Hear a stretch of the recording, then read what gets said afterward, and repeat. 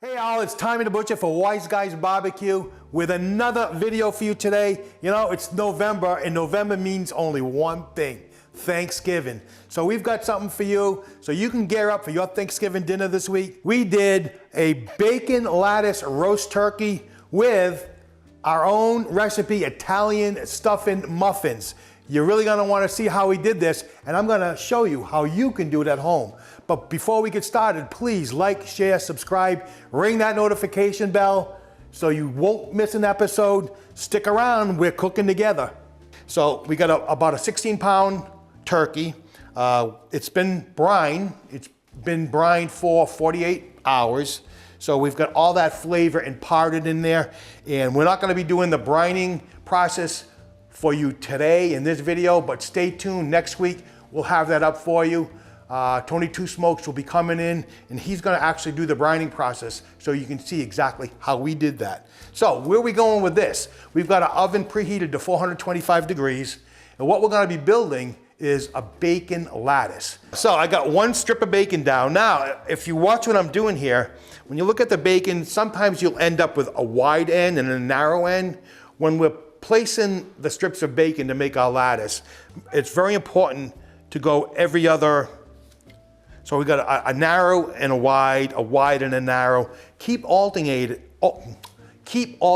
it so we have a nice uniform lattice. It's not gonna be off to one side, it'll be nice and square. So keep alternating the thicknesses and make sure you're keeping this tight. We wanna keep this tight the whole time so we have a nice tight lattice. We're gonna do 8 across. So we're gonna fold every other one over. Come in, we're gonna place one slice of bacon horizontally and then fold each slice of bacon over. Now, what we're gonna do next, we're gonna start with where you are and go straight across every other one.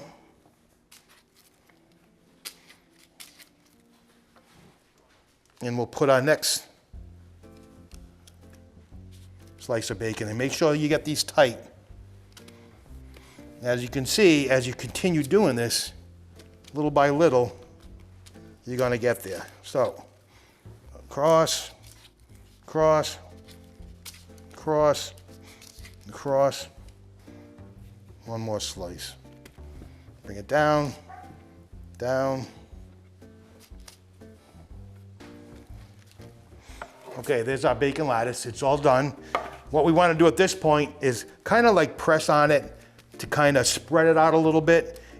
By doing so, you'll fill in some of these little cracks, little openings that are in between each slice of bacon. What I'm gonna do with this right now, we're gonna get into the freezer while we continue on with our turkeys. We only want it in there for about 10 or 15 minutes. Like I said, we're not trying to freeze this. We just wanna get a good chill on it so that it sets up so it doesn't be, it won't flop all around on us. So be back in 1 minute, we're gonna get this into the freezer. All right, next step with our turkey, we're gonna get this cavity stuffed. And basically, I'm just gonna use a very simple type of, we're not putting any type of bread stuffing in at this point. We're gonna be stuffing it with some onion. I got sweet onion, Granny Smith apple, and some oranges. So all we wanna do is kind of quarter these or cut them up in 8s. Start with one large onion and start with 1 apple and 1 orange. Don't commit yourself to 2 apples and 2 oranges because you might find that you're gonna run out of room in there eventually. Oh, one other thing. We got some fresh sage, that's gonna go in there as well. I'm just kinda gonna take the stems off and just roughly chop up the sage because that's gonna be going in there with the apples, the oranges, and the onion. A lot of this is gonna be removed after cooking. It's really not gonna be consumed unless you want to go for it. It's basically going to impart flavor because once the onion and the apple, the sage, the orange cook down in that turkey during the cooking process, all those flavors are going to permeate through the cavity and just really just amp up all the flavors in the turkey. Even though we have the bacon lattice and we also had it wet brining for 48 hours, you got a lot of flavors going on here, so we're going for it. So I'm going to start with a couple of onions. The apple, I'm just gonna quarter it. Nothing fancy like I said about this. I will remove the core. So I'll cut the apples in half, lay it on its side, on an angle, remove that core. So I'm gonna go in with a couple of apples, and at this point, some sage, and just keep packing away until you literally can't get anything more in there. All right, next we're gonna go in with the orange, some more of our fresh sage, a little more onion, another apple. Now I'm just kind of alternating. Orange, onion, you get the picture. All right, I have our cavities all stuffed. I took the sage stems, like I said, I threw them in the pan, and the reason why I did that is we're gonna come and put 2 cups of water into the bottom of this roasting pan. And that's gonna just keep a nice moist environment as this turkey is roasting. And those stems are gonna actually steam, and it's just gonna infuse more flavor throughout this cook. So if you have any other chopped up pieces that you weren't able to get it into the cavity, just throw them on in. I got a couple onions, even these apple cores, just throw them in the water. We're all set. Now on this particular turkey, normally I would do a trussing method, but this turkey happens to have the skin. It's already basically self-trussed, so there's no need to go in there and tie it up with any twine to get it all together. One thing I am gonna do, I'm gonna remove it from the rack. And one thing that works very well when roasting these turkeys is getting the wing tips tucked under the bird. So basically all you have to do is kind of fold it over, twist that. You might have to like break the joint a little bit to get that, but there we go. Just get that wingtip tucked underneath. All right, we got our wingtips tucked underneath. I'm gonna put it back into our roasting pan on a rack. Now, there's no need to season this whatsoever. We've already done the brine, the wet brine, so there's plenty of seasoning in there. We are not gonna need to add any butter or any oil or anything to the skin of this turkey. The only thing we need to do is get that bacon lattice on top of it. We're gonna get it in the oven, and at that point, it's gonna be on automatic pilot, for that matter. It'll be basting itself, it'll be flavoring in itself, and we're just gonna let it roll. So we'll be back in a minute. Once we get our lattice out of the freezer, after it gets set up, we're gonna blanket our turkey and we're gonna get it in the oven. All right, our bacon lattice has been in the freezer for about 15 minutes. It's just set up so that we can get this onto the turkey a lot easier than if it was not. So wish me luck. This is always a little bit of nail biting to do this. So I think the best way to do that is reach across from the turkey, place the edge of the lattice right up against the turkey itself, and then bring it close to you and just flip it over right at you. But do it quick. Don't be ginger about it. Just make your move and go after it. So, and that'll get that over nicely with success. So, wow, that looks pretty nice. Now, as you can see, this lattice didn't cover the entire turkey. There is some exposure with the wings down here at the tips of the drumsticks. So I had a little bacon left over, so I'm just gonna use those and go in there and just kind of patch up where you don't see any bacon lying at all.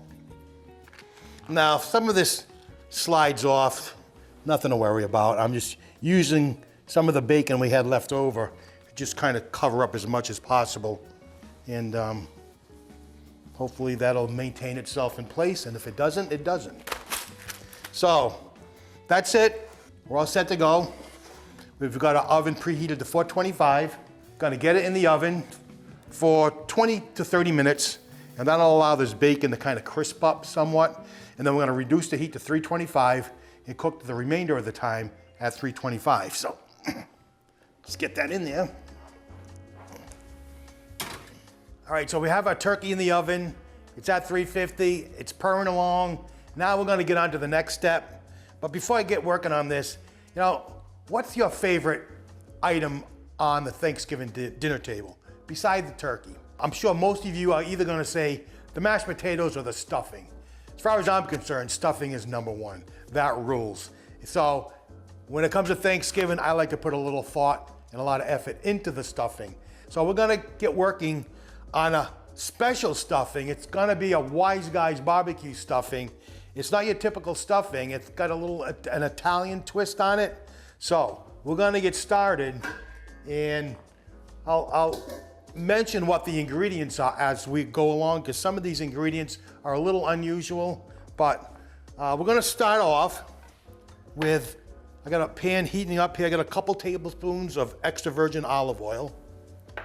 And we're gonna add 1 large onion. It's all chopped up. Get that going. A lot of these ingredients now are very quintessential stuffing ingredients, but as we start putting it all together, you're gonna see where these little twists lie. So we're gonna let these onions go a little bit. A little salt, a little pepper. Now when you're doing your vegetables, always onions first. Get them in, get them sauteing, get them all nice and translucent, soft, a little bit caramelized. Like I said, we're just gonna let these go for about 3 or 4 minutes. And once they get soft and translucent, we'll begin to add the rest of the vegetables to this. This stuffing is not gonna be your typical stuffing as well. We're actually making stuffing muffins. So something that you've probably heard of, it's relatively new. It's catching craze as of late, where you build your stuffing mix and you actually put them into muffin tins and you bake them off in muffin tins. So they come out in little individual muffins, little individual servings. You can just put right on the plate. Because they're cooking all small and individual, you're gonna get a lot of like crust, that little caramelization that occurs on the outside. So not only will you get an inner moist, soft stuffing, but you'll get a little bit of crust in every bite. So that's where all the flavor is, on that little crust that kind of builds on the outside of it. All right, these onions are going pretty well. We're gonna add our carrots now. I got 2 cups of diced carrot and 2 cups of diced celery. I'm trying to get all these diced off in equal sized pieces so they all cook at the same time. Once again, I'm gonna go in with a little bit of salt and pepper. Always season every step of the way you go. We're gonna let this go for a little while longer. All right, at this point, we wanna add our garlic. I have a couple cloves of garlic, finely minced. I'm gonna stir just until I begin to smell that garlic. Once the garlic becomes fragrant, you don't wanna let it go very long because it can burn pretty quickly, so I'm gonna put a cover on. That'll allow these vegetables to cook a lot quicker. And we're gonna let that go for about 5 to 7 minutes. I'm gonna lower the heat, and we're gonna get started with the remaining ingredients of our stuffing. So in this pan off to the side, I'm gonna go to the same thing. I'm gonna go in for maybe a couple of tablespoons of olive oil. Now here's where it gets interesting. Normally in a stuffing, you'll find people use a pork breakfast sausage or an Italian sausage, linguiça, chorizo. All those types of sausage meat items are very, very common in stuffings. But here at Wise Guys Barbecue, we're gonna go outside the box as we like to do. And our meat is actually gonna be capocollo, hot capocollo, or what we like to refer to it as Gabagool. Now, I picked up a 1.5 pound chunk of hot capocollo. From here on in, I'm gonna call it Gabagool because I feel very uncomfortable calling it capocollo, but it's gonna be Gabagool. So I put this in my food processor. I cut it up in small pieces, put it in the food processor, and that allowed it to be like somewhat of a ground texture. So, first thing in the pan is a Gabagool. Now the Gabagool, what it is, it's a spicy cured pork product. Has a lot of flavorings in it, has some heat in it, and has quite a bit of fat content in it as well. So with this process ground up like it is, it's gonna actually act like an Italian sausage or any sausage for that matter, because there's a fair amount of fat in this. So we're gonna let this go. We wanna get it browned off slightly. Stay with it, because you don't want this to burn. Checking on our veggies here, they're looking great. I'm gonna turn the heat up on this a little bit. Now we're gonna stay with this just until we begin to see some color. And then we're gonna start going in with the remaining of our ingredients. If any of you remember the Sopranos series way back in the 90s, they brought quite prominent to Gabagool with many references in that television series where they reference Gabagool. So I'm sure a lot of you know exactly what it is and have had it at some point in your life, but it's this is gonna be a great stuffing. All right, this is going pretty good. Now, the next ingredient I'm gonna add, we're gonna add some of our dried fruits and nuts, that type of thing. And another very common item on an Italian dinner table during the holidays are chestnuts, or what we call castagnes. Normally what the Italian household would do is take all the chestnuts in their shell, scratch a little X into it, and they would roast these off on their table. And this is something that was very, very common, and they would be eaten at the end of dinner. Once dinner was done, even after your dessert, and you're all sitting around at the table, the very last thing you would eat were nuts. It was like a nut course, that type of thing. So roasted chestnuts, very, very popular, not only at Thanksgiving, but at Christmas as well. Oh, I have a half a cup of chopped roasted chestnuts. Now on top of that, we're going in with a half a cup of chopped dried figs. Another quintessential or classic item on an Italian dinner table during the holidays. The chestnuts, dried figs, dates was another popular one.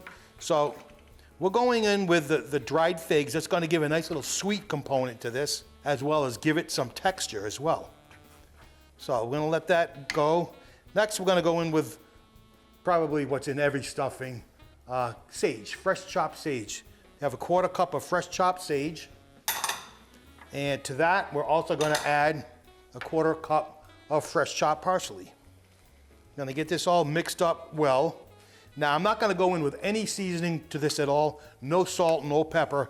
There's quite a bit of that on the Gabagool, so there's absolutely no need to go in with any salt or pepper at this point. Just get these ingredients all blended well. All right, this is going pretty good. I'm gonna check on our vegetables. Oh yeah, these are nice and soft, just what we're looking for.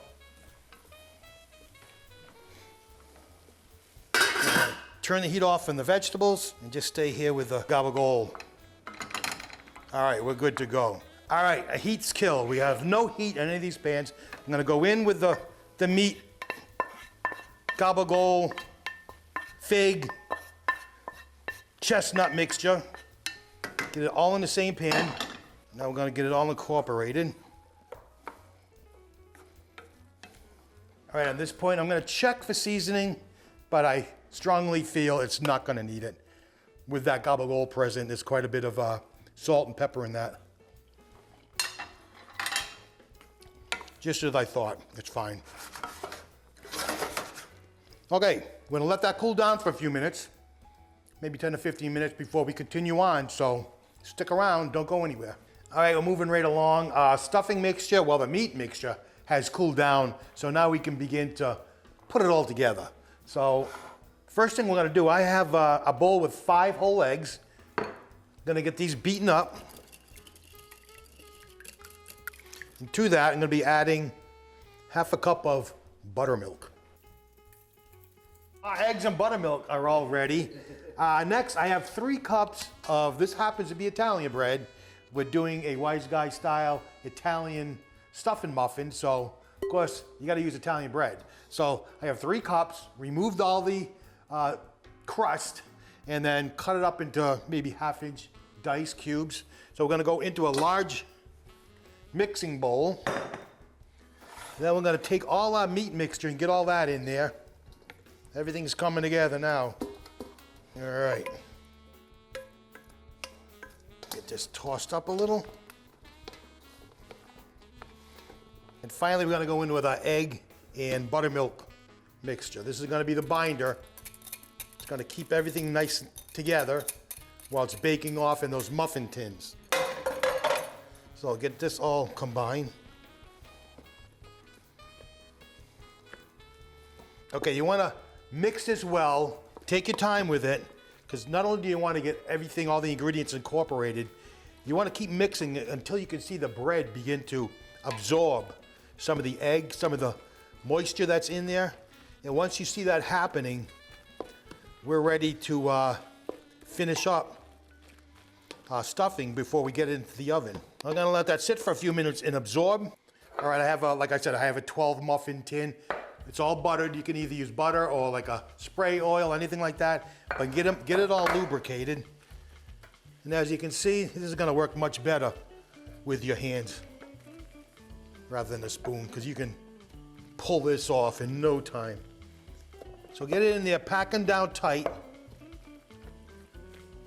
You want to get these nice and full and mounded a little bit at the same time. They're ready for the oven. It's preheated. We're running at 350.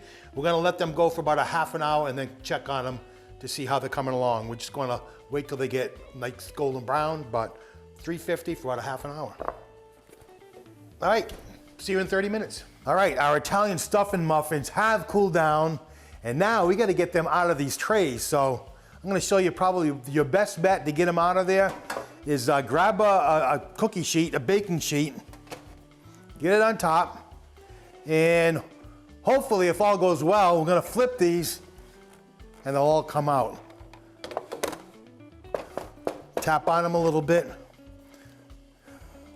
Please, please, please. Whoa, check that out.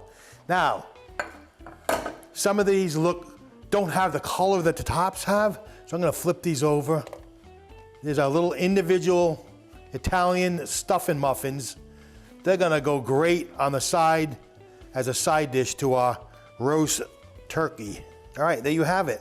That's how easy it is to take these Italian stuffing muffins, get them out of the muffin tin, and you're all ready to get them served up. So stick with us. We're gonna finish up in just a few minutes. We'll put it all together. All right, folks, we've been at it all day. We've been roasting. We've been throwing bacon around the kitchen. We've been doing our Italian stuffing muffins with Gabagool. And, you know, there's only one thing left to do, and that's dive right in. So we're gonna do that right now. So I can tell you exactly what I'm tasting. So we're gonna come right in here with the turkey. I'm just gonna slice. That bacon looks fantastic. You know, I'm not even gonna plate this up. I'm not even gonna use a fork and knife. I'm just gonna go at it, caveman style, and just bite away. And wow. Now we brined this turkey. We did a 48-hour brine on it, and we didn't do anything to it whatsoever other than applying the bacon lattice. And this meat is absolutely moist, tender, flavorful. I mean, this is outstanding. And I didn't even get into the duck meat yet, but this breast is phenomenal. All right, that turkey was outstanding, and I can't wait to dig into one of these Italian stuffing muffins, because I'm pretty sure you're gonna be doing this at home after you see what we did. Now I'm cutting into one. You can see it's nice and moist inside. We've got nice, like crusty morsels on the outside. Folks, this is an original, and it's gonna go far. I know it is, because you're gonna love this with the gabagool, with the dried figs, with the roasted chestnuts. It's just not something you're gonna see anywhere. So you gotta do this at home, and you'll be the first as well, because your guests are gonna love it. There you have it, folks. We brought Wise Guys Barbecue Thanksgiving to your house. I hope you're gonna do this for your friends, for your family, because I know they're gonna love it. Please like, share, subscribe, ring that notification bell so you will not miss an episode. Thank you so much for watching, and I can't wait to see you next time. Happy Thanksgiving.